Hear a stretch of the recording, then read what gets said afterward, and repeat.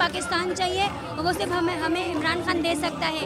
बाकी सब जो अपने शो कर रहे हैं वो सब दिखावा है, कोई कुछ नहीं देने वाला। सालों से हुकूमत कर रहे हैं, इंशाल्लाह हम खान साहब को मौका देंगे और इंशाल्लाह आने वाले वक्त के वज़ीर आज़म खान साहब ही बनेंगे। इंटरनेशनल एक पूरी साजिश हो रही है पाकिस्तान की फौज के खिलाफ। पूरी साजिश हो रही है कि किसी ना किसी तरह पाकिस्तान की फौज को कमजोर किया जाए। अगर फौज ने माजी में गलत चीजें की थी तो मैंने तो सबसे ज्यादा उसकी मुखालफत की थी।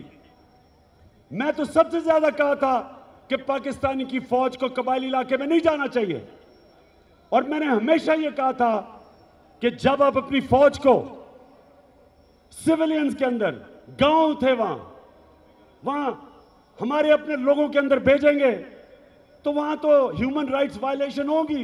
रुकना नहीं, झुकना नहीं, नए पाकिस्तान की उम्मीद